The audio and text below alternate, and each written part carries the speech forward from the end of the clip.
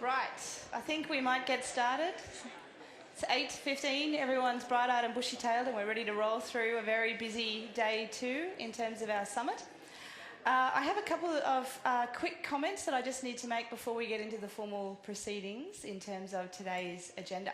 So firstly, we've had a slight change in the program, and we will have a little additional 15-minute session later in the afternoon. So the French ambassador, who was scheduled to speak in the policy session immediately after this one, has had to duck out to a meeting. So he'll be speaking later in the afternoon. But he will also be joined by Lord Devon, who's the chairman of the UK Independent Committee on Climate Change. So we're very happy to have Lord Devon join us for a quick Q&A on what the outlook is beyond Paris later in the afternoon. I also just want to make a quick mea culpa for yesterday afternoon when we were handing out the awards for our 10-year founding members. We forgot one, which is which I think is pretty much cardinal sin number one in terms of member relationships. So I just want to take a moment to acknowledge that we forgot Hester, who's one of our core founding members and obviously a very strong supporter of our organisation. They were very lovely about it, but we feel absolutely wretched. So I just wanted to make that comment that we actually forgot Hester, who had been a very important role for our organisation. So to kick off this morning, we are very lucky to have a special speaker live on Skype. We have Professor Jeffrey Sachs, who's, I think, for many of you, well-renowned, but I will give a very abridged version of his incredibly long and impressive bio. So obviously he's a world-renowned professor of economics, a leader in sustainable development, a senior UN advisor, a best-selling author, and has also been named twice among Time magazine's 100 most influential world leaders. So obviously when I say it's an abridged version of his bio, it's extremely abridged in terms of his achievements. He's also obviously had a huge role in terms of advising in the UN and various governments around issues of sustainable development and environmental management, poverty alleviation, and he's also a special advisor to UN Secretary General Ban Ki-moon on the Millennium Development Goals. So I'm very excited to welcome Jeffrey Sachs. He'll be making some brief comments and then we will have a bit of facilitated Q&A. So please join me in welcoming Jeffrey Sachs.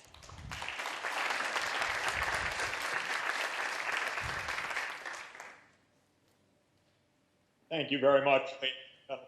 Thanks for the miracle of video conferencing. Sorry. If the connection goes bad, just to please let me know so that you're not watching me pantomime and you can't understand, and we'll try to refresh the connection if necessary. We're meeting just a few weeks before COP21 in Paris, and COP21 is the world's last chance for climate safety. We're, by definition, 21 years into the attempt to implement the 1992 UN Framework Convention on Climate Change. That convention was signed at the Rio Earth Summit. It was ratified in 1994. The signatories met for the first time in Berlin at COP1 in 1995. In 1997, they met in Kyoto and ratified the Kyoto Protocol, but as you well know, this was a very flawed exercise because the United States never signed. Our countries did not try very hard, and it was not really the right kind of start in any event. Well, we've been going on now since 1997, trying to find a better way forward. And in 2009 in Copenhagen at COP15, there was what was felt to be the urgent appeal for an agreement, and it collapsed in the final days of Copenhagen. It took the world 6 years to regroup. There's been a systematic process to try to reach an agreement this coming December. We are in the last chance to stay below the 2 degrees Celsius upper limit that governments agreed in 2009 would be the guardrail, as the scientists call it, beyond which we would not go. But I have to be very clear of two things. One is that 2 degrees Celsius warming that's relative to the pre-industrial temperature is itself not so safe for the world. We're halfway there. We're at 0.9 of 1 degree Celsius, so we have 1 degree left. The scientists tell us that even a 2-degree warming is going to lead to tumultuous changes of the climate that we have known throughout the whole period of civilization. So even if we were to achieve 2 degrees C as the upper limit, we would still have a lot of tumult from that. But the second point, which you well know, is that we are on a trajectory now of somewhere above 3 degrees Celsius, maybe 4, 5, and with some meaningful probability, 10% or more, up to 6 degrees Celsius.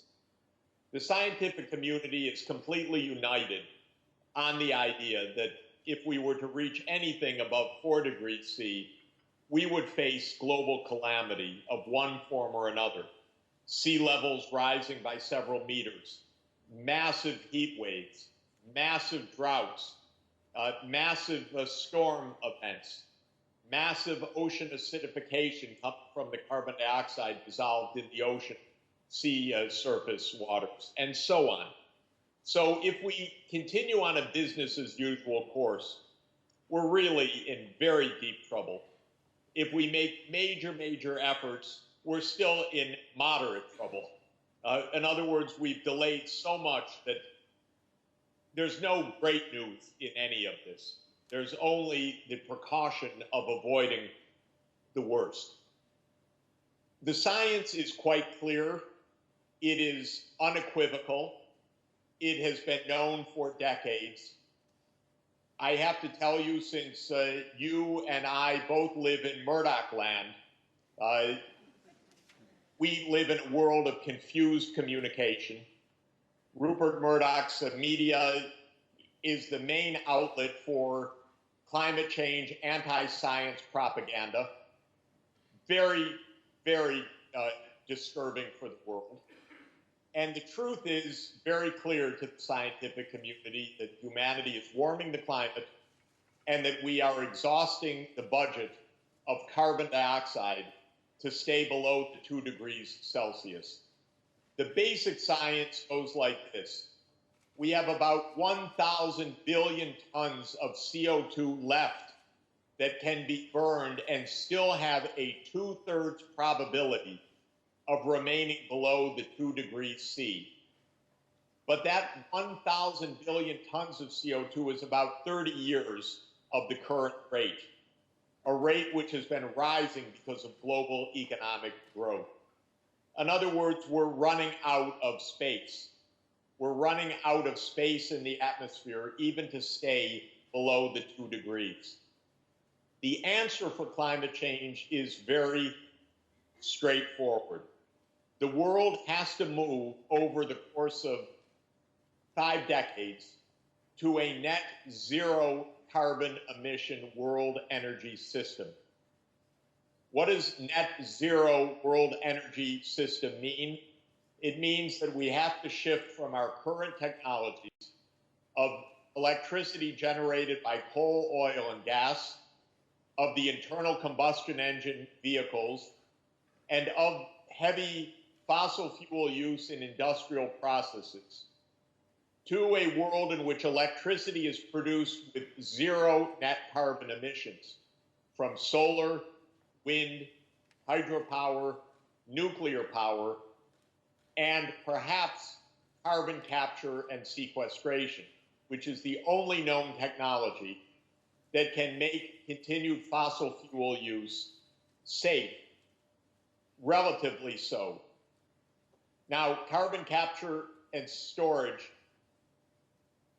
cannot operate at the scale of the world economy. It can only be one part of a solution. So without question, we have to move decisively away from coal, oil, and gas to the zero carbon energy sources. I believe we need them all, including nuclear energy. Others want to do it without nuclear energy, only renewables. It's hard, but it's possibly feasible. But what is not feasible is to continue with business as usual. To put it clearly, the US and Australia are high carbon emission countries. We both emit about 17 tons of CO2 per person. That has to come down to essentially zero by around 2070. We need deep decarbonization pathways. I've been leading a project for the United Nations, including a wonderful modeling team of ANU and ClimateWorks, to see how different countries, including Australia, the United States, the European Union, and other high-emitting economies can move towards zero. The answer is that it's feasible, but it requires a sustained, massive effort. It requires high energy efficiency. It requires zero carbon electricity, and it requires the shift to electric vehicles and to home heating and building heating using heat pumps rather than boilers and furnaces. And it requires at least a modest amount of biofuels or synthetic fuels coming from capturing CO2 and then using zero carbon energy to turn that CO2 into liquid synthetic fuels. These technologies either exist or are within reach. They tend to be more expensive than the current technologies. In other words, we have to bear some economic cost in order to avoid future economic disaster. You are long-term investors. What is the implication of what I'm saying for investors? It is that the fossil fuel industry cannot be a viable long-term investment. And over the recent years, it hasn't even been a viable short-term investment. Many of us warned about this in recent years. We didn't anticipate that oil prices and coal prices would collapse the way they have. But it turns out that this sector has been a poor very bad investment. Our coal industry is basically going into bankruptcy in the United States.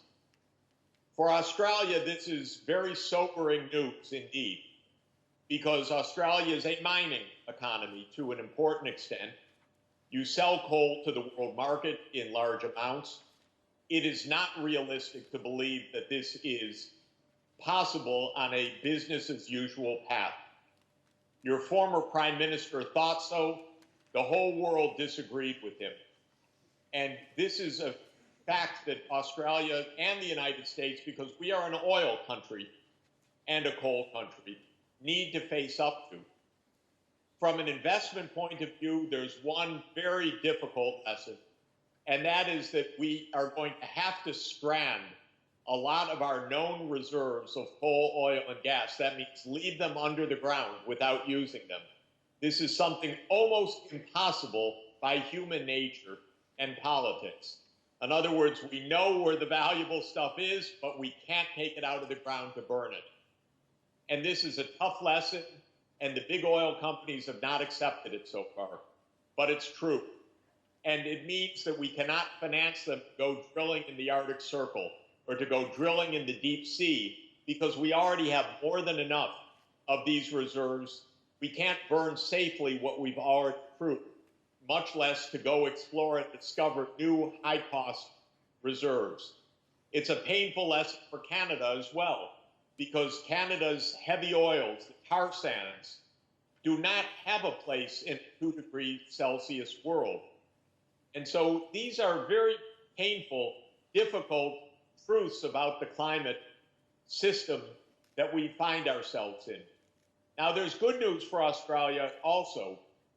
The good news is that you have massive, massive solar potential, and you have massive wind potential as well, and other renewable energy sources, and uranium for nuclear energy, and so forth.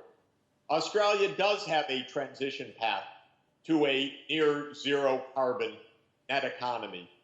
But politically, it's very difficult. And it is going to have to be accepted, I believe, by all our countries that this is the path to go. Now, I would just end by saying that Australia is one of the unique ecosystems in the world. Of course, Australia's many ecosystems. You have one of the most beautiful countries in the entire world. You have some of the unique biodiversity in the world. It's all endangered. It is endangered by massive droughts, by massive floods, by massive forest fires, by the loss of the Great Barrier Reef to ocean acidification. You have a lot to take care of because you are living in one of the most magnificent places on the whole planet. And it will not withstand the climate fury because Australia is highly vulnerable. And that's why every year you're facing some kind of extreme events, whether it's extreme heat waves, floods, droughts, or some combination in different parts of the continent, because you sometimes face all of them at the same time. So Australia has all the reason to take care of your beautiful nature as well. I feel the same way about the United States, of course. We have massive droughts in the American West. California is burning right now. We just had 1 in 1,000 year floods in South Carolina. We had mega hurricanes in my part of the country in the Northeast 2 years ago. We face huge vulnerabilities to rising sea levels. We ought to take care of the planet. And I think that that really is the bottom line. And as investors, you will direct how the energy system is built in the next decade and generation to come. And I really urge you, both for financial, prudential reasons, as well as for saving our planet, to be investing in the low-carbon energy systems and to avoid the trap of investing further in what comes naturally, the fossil fuel-based industries, because we cannot afford to continue on the current trajectory. Thank you very much.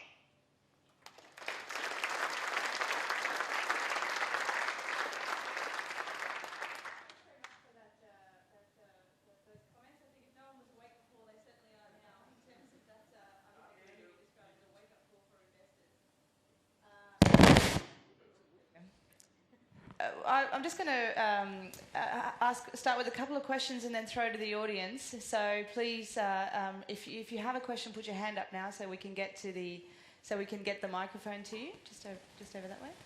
But let me just start with a question around those international policy processes that you talked about. You mentioned Paris and changes in the COP process over time. I know you're also involved in the deep decarbonisation pathways work and also the sustainable development goals. How do investors translate these big policy frameworks into the practical decisions that they have to make on a day-by-day basis? What are the particular signals or hallmarks that they should be looking for that they can really start benchmarking their behaviour to? I think we'll see how far we get in Paris. My guess is that we will get an agreement that calls for keeping global warming below 2 degrees Celsius and is explicit for the first time about the need to move to decarbonization of the energy system. This, of course, will be a signal, quite a powerful signal of the direction that the world intends to move. However, then it has to be implemented. And each country right now is making one kind of plan, the so-called nationally determined contributions, the INDCs. These are more or less policy statements towards the year 2030. They're not very ambitious and they're not all that informative, unfortunately. What really counts is where is Australia or the United States or Europe going to be in 2050? Are we going to move all the way to a deep decarbonization? One of the things that we are arguing for, and I'm hoping appears in the final draft, is an agreement that all major economies will put forward at least a non-binding pathway to 2050 to show how the US or China or Australia intends to decarbonize. Now, one thing I will emphasize for everybody is that 2 weeks ago, President Xi Jinping was at the White House with President Obama. They signed a declaration, very important, worth reading, And paragraph 6 of that says that both of them, both China and the US, will present a deep decarbonization pathway, and they encourage other countries to do so. My advice is that when both China and the US encourage other countries to do something, it's good to listen. You know, you have the two world's leading economies and the two leading polluters calling on the others now to take much deeper steps. For investors, my main advice, as I said, is do not finance new coal-fired power plants. You will lose a lot of money. If you were thinking about investing in the Keystone Pipeline, even if it were to be allowed, I wouldn't do it because it's going to go bankrupt. There is not a reason to carry the heavy oils from Canada to the refineries in Louisiana, because we don't need those heavy oils. These are tough truths. I'm not an owner of these companies, so it's easy for me to say. I don't want to be completely glib about it, but the fact of the matter is these are not good investments. I think we have one question over here.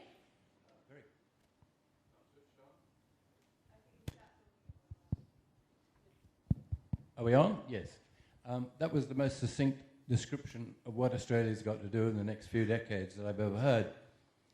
Could you please put a recording of that on your website so we can download it from here? We're happy to do that. Thank you. Oh, no question? Okay. A question over here. You just got a compliment there, Jeffrey, so we're just going to put you live on our website. Very question good. Here.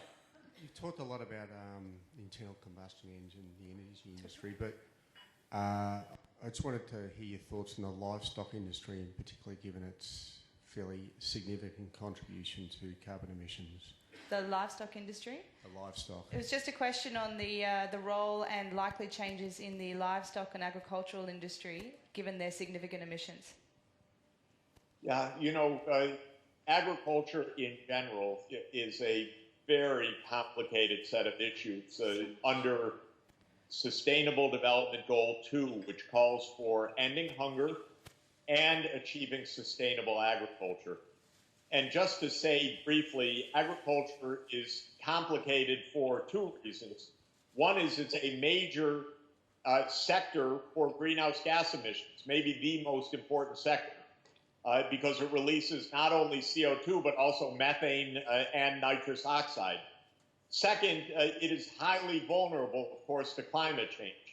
Climate change is going to lower crop productivity in most of the world, and yet we're going to be trying to feed more people on the planet. So this is a very, very difficult, complicated set of challenges.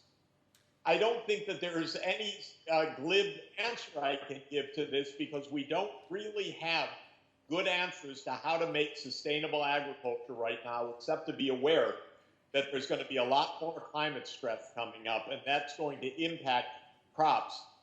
And at the same time, we have to make agriculture itself more sustainable in terms of its own impacts. Now, we know one thing, which is also probably not great news, but that is that one change of diet has measurable effects, and that's less beef eating. And I think that there will be some pressures towards moving towards less beef over time, because that's the one sector that has a major multiplier effect in terms of using 10 to 15 kilograms of feed grain for every kilogram of final consumption of beef. It's a major contributor also to the nitrogen use and nitrogen flux. So it's a big problem. And I anticipate some challenges there directly. I will tell you, as you know, how political that is.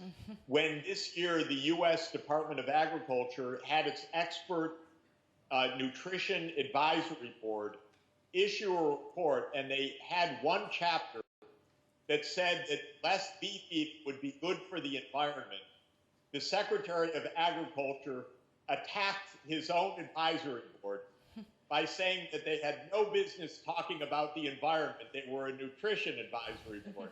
And that just shows the political power of the meat growing industry in the United States. I'm sure it's no different in Australia. but it is really, it's just another one of these difficult and hard truths that we are going to have to take on board in the coming years. Okay, I think we have time for one more question, just down here from Helga. Thank you very much for your talk. It's been really brilliant. I wanted to ask what advice you'd give to CIOs and other investors in terms of the comparison between the high and predictable capacity of fossil fuels and the way in which many institutions have a legacy in their portfolio of such investments, and how they might navigate rethinking that capacity in relation to renewables to move towards the zero carbon scenario. Could you just repeat it? Yeah. Yep, go ahead. I'm sorry, could you repeat the question just to make sure I heard it? The question was just advice for CIOs and investors on navigating the shift in your portfolio from predictable and stable fossil fuel-based energy generation to renewable energy generation. So very practical advice for investors on how to manage that portfolio transition. Sorry? The advice I'm giving, for example, to our university, which is asking the question, should the university divest from the fossil fuel industry? My advice is actually to deal with the portfolio companies and ask them a question, which is, how are you planning to live and to thrive within a 2 degrees Celsius world? If they come back to you and say, oh, you don't believe in that climate change stuff, do you? I would absolutely divest the company because they're dreaming or not telling you the truth. If they said, we have a strategy and here is the strategy, I would listen very carefully and listen very critically. Do they really have a strategy to be profitable in a 2 degrees Celsius world? If they come back to you and say, you know, what Sachs says may be right scientifically, but don't believe it politically, we're not going to be in a 2 degree world. We need fossil fuels. We're going to be in a 3, 4, or 5 degree Celsius world. Frankly, I would bet on me, not on them. I don't think they know the politics of this. The politics are going to shift. They're going to shift faster than we know. The world will not drive itself over the cliff once it becomes more and more clear how dangerous this is. So my view is 2 degrees C, let's wait till Paris. If the whole thing collapses, then we have to reconsider. But if the Paris Agreement says we need a 2 degrees Celsius world, as investors, I would take that quite seriously. And then watch the flow of literature, investment advice, and discussions from the companies of how they plan to continue to be profitable in such a world. Give it serious scrutiny, because these companies are going to be put to a hard test, whether it's a carbon tax or whether it's tradable permits, all the things Australia's debated in recent years have put on and off and on and off. You know, something's going to have to happen. It's going to be regulation. It's going to be some other matter. But it's going to happen. So as investors, pay attention, watch the Paris Agreement, scrutinize your portfolio companies. If it doesn't, if the music isn't right from what you're hearing, get out. I think that's a very good note to finish on. Please join me in thanking Jeffrey Sachs for coming online to chat with us. Thank you very much.